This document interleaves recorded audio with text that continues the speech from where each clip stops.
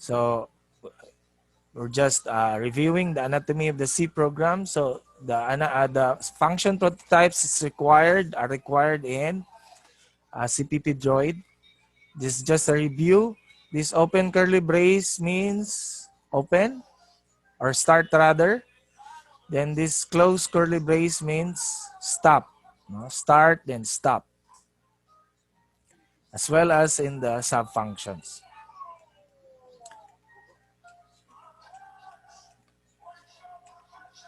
Okay, so if you're interested on what is printf, so actually it is a function used for output.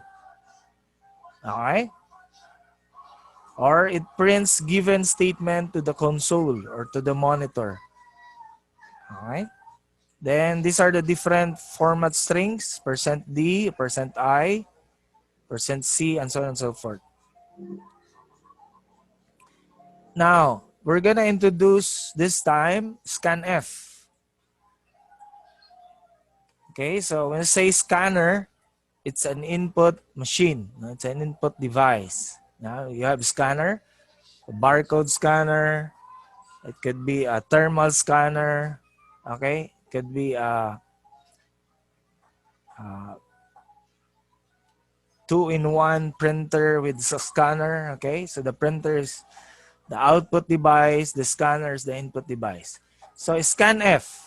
So actually it is used for input. Okay, or it reads the input data from the keyboard or console. So this is the format. No?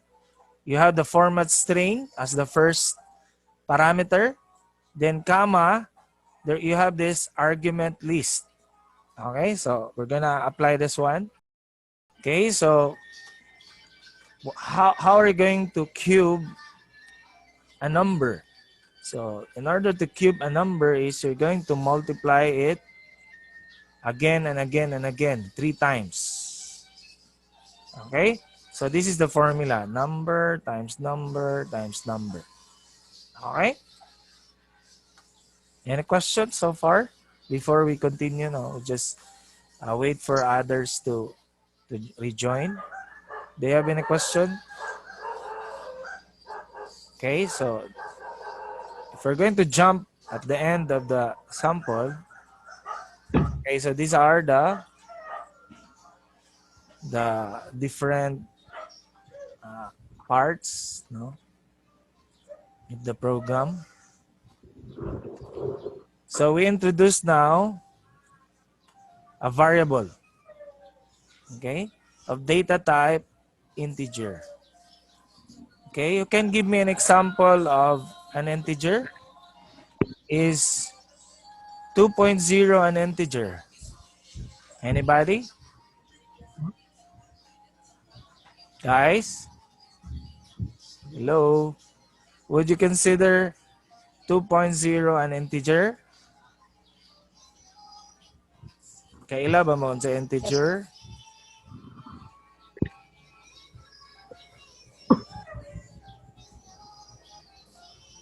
How about number 9? Would you consider that number an integer? Yes, sir. How about 2.0? Is it an integer or not?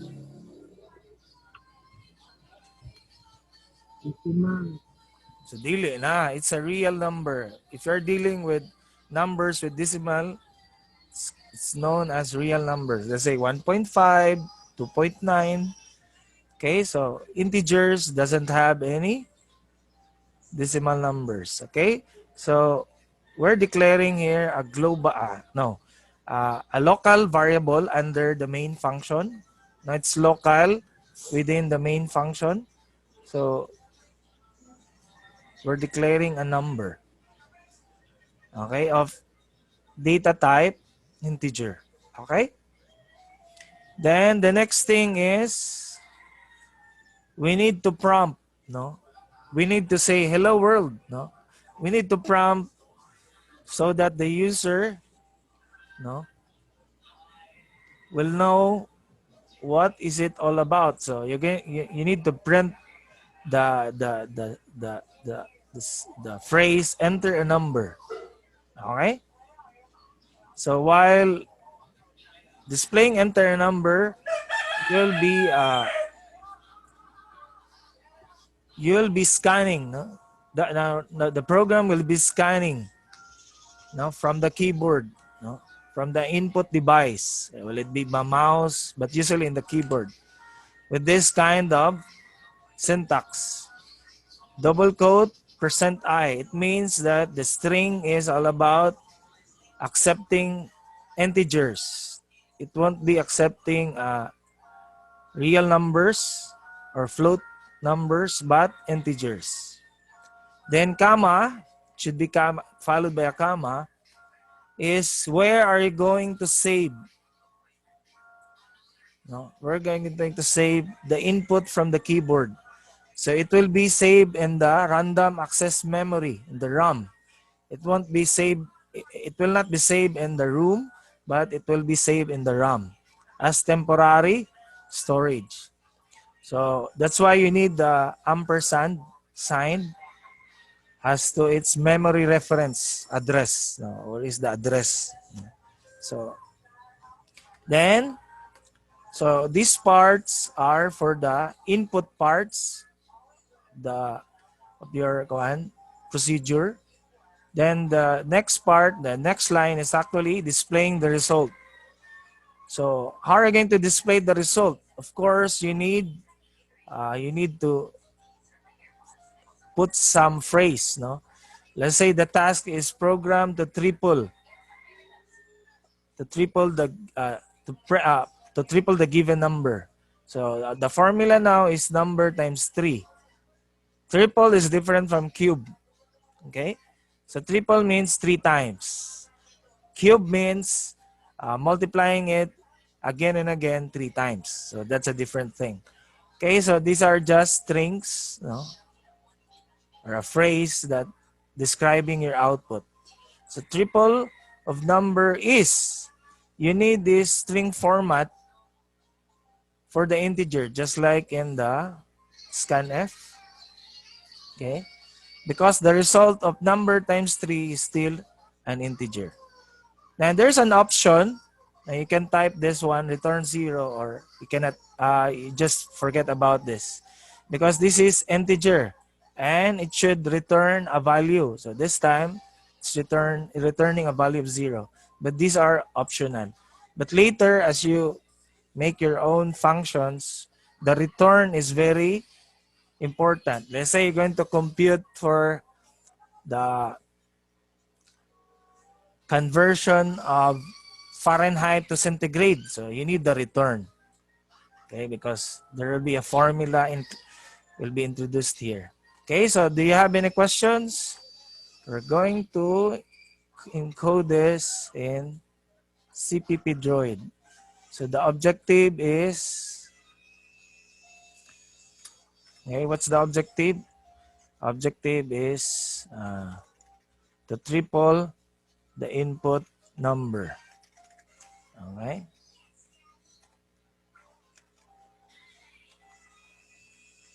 Okay, so we'll be introducing a variable, int. You like a number or n? Pwede ra n. Because n or x, you like x. Okay, do not forget the terminator semicolon. Okay, so we are now ready to print a message. No, please pag enter sa keyboard, pag enter og ini integer number. Okay, then let's say space. Okay, then semicolon. Then this time we need to scan. No, you need to scan the keyboard. So the first parameter must be the string format. Since it's an integer, then it's %i or %d. Pwede ra. Then comma, the second parameter will be the variable. Asa na to is save ang yang mascan. So %i ampersand x. Okay, then semicolon. Okay? Or you can introduce another variable. No, pwede dire. Pwede ka t. Pwede t. So t is now equal to x. The formula is times 3. Okay? Then print if. And then the triple of the number is, pwede mo ba si magkakalan? Dayon, percent I, no? Then, comma. Okay, so, unsa man mo ang percent I? So, actually, it's T, letter T. Okay? Semicolon. Okay. So, butangan na lang nato ni new line. We need to apply new line. Okay, para dili tapok silang duwa. Okay? Okay. So, let's do this.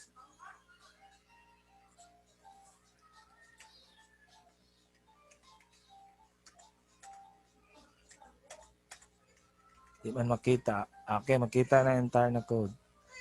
Okay, so let's save. Then compile. Then play. Singon siya. Please pag-enter og any integer. Pag ningon ko 2. Enter. Oh. Is this correct? The triple of the number is 6. Let's say triple sa 2. Is it 6? Hello? Napakoy. Oh, sir. 6, sir.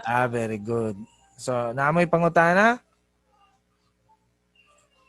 Sayang naman, oh. Wala na, sir. Wala na. Kuhaan man ni siya. Ang gi-introduce lang nato is ang scanf. Or, pwede, sir, di ko ganana ng formula. Pwede ra po, dili ni mo butang ang formula. Pwede ra gamiton ni mong diretso x times 3. Pwede ra po na. Okay. Save. Dayon, compile. Then play. Okay, so pahingan kag 1. Pag enter na ko ano yan sa result. Hello? 1, sir. 1? Pag sure oy. 1 day? Sir. What's the triple of 1? Depende sa Depende, di nyo makita rin. Mabasa nyo, dili. Mabasa ninyo? 3 din, sir. Depende man. What's triple of 1? Depende rin na. Depende kung kabalo ka mag-multiply. Okay? Okay, so kung mingon ka double, then the formula will now number times 2. Kung mingon ka square, then the formula is number times number. Kung mingon ka cube, number times number times number. Okay? Na may pangutana Yes, kay nagtaas-taas na tong discussion. Sir. Okay, very good. Pangutana. Kanang, pwede ko gamit ko og kuan ani sir? For loop? Para ma-shoot ang usa ka kuan? Okay, so advanced programmer ka, pwede. It's up to you. Now, kani atong discuss is for basic programmer ni. That's why the topic was for first timer. Kung magamit ka loop, it's up to you. No? You are not restricted as long as you solve the real world problem. Assignment now is to make a program in C code that accept 2 integers. So ganiya, isa ra man to ka integer. So para imo na tong a little bit provoking critical thinking, so dapat kabalo mo how to accept 2 integers. So ang hinta na is you're going to do it 2 times. Or some can do it 1 time. So depende rin na. You can search for solutions in the net. Dagang solutions na. Then another is making the same problem except that you'll be using real numbers. So ato ipadagan tong code na to ha. Kumudawat ba siya real numbers? Let's say itong butang is 1.1. That's a real number. And that is not an integer or a float. Float. Pag enter ni mo ana, correct ang iyang answer dire. Dili. Actually, murag correct. Pero dili gid siya correct. May. Okay? So that's the difference between integer of real number. Okay? Dayon, the formula now is you're going to take the sum. So kabalo mo sa sum? Sum gani i-add ni mong duha ka number. Pag difference, you take the subtraction. The two numbers, the product is getting the multiplication, the quotient is getting the division. But anyway, M does. Okay? So kung wala mo ipangutana, let's review a little bit na dire before going to end. So these are the different data types. No? Kung naa kay microcontroller, dili na siya pareha sa imong Android na cellphone or iOS na cellphone na iPhone na dako kay siya gram or memory storage. That's why kung mag-multiply lang ka og number, integer, you can use either short end or kung dako-dako na imong number, you can use the long end. No? So these are the memory sizes that is going to occupy in your RAM. Okay? If you have a very small computer such as an Arduino, so might as well utilize the very smallest data type para dili mapuno diretso ang imong Arduino. Okay? So, mana siya. Okay? So, just read na lang. Now, these are the different string format. The %C is for the character. The %D is for the integer. Pwede po the I, no? For the integer.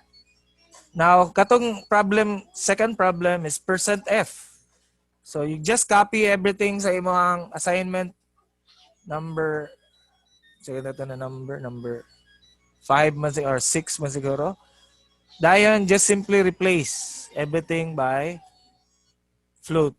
Instead of using int, the data type this time will be float so that it will support real numbers. Okay? So kung gusto ka mag-convert og hexadecimal or octal, you can do that. No, %O imong gamiton. Okay? Na may pangutana, let's proceed. Now, different data types. So, ano sila? So, na data type, the void. So, pasabot, nothing. Okay? Nothing.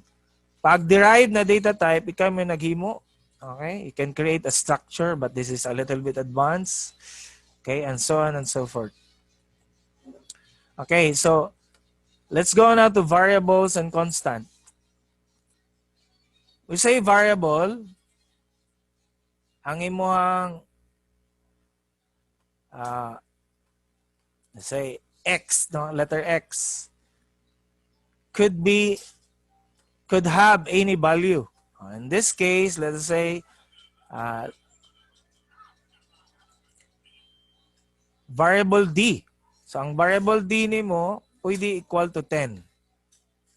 Okay? Pwede po siya 11 and so on and so forth. So, that's a variable. Okay? Dayan, pwede po ka mag-predefine. No? I-predefine mo na ang initial value is equal to 10. Kung float po, no, or real number, pwede po mo butangag decimal place, 12.6 or 12. Pwede ra po 12. Okay? Kung character, it should be a single quote. No, pwede na ni. J is equal to J or J is equal to A. Okay? So these are initializing a variable no na kay value daan before nimo siya gamiton.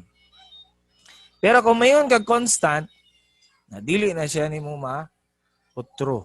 Dili na siya nimo ma-change. Let's say you're gonna use pi as your constant, na constant kinang pi. Di na nimo pwede trueon.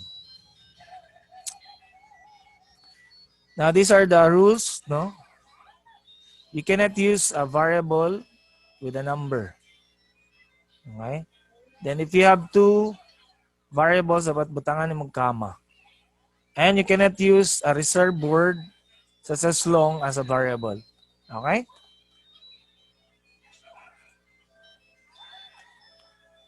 Okay, so na may pangutana, humana na ta. Okay.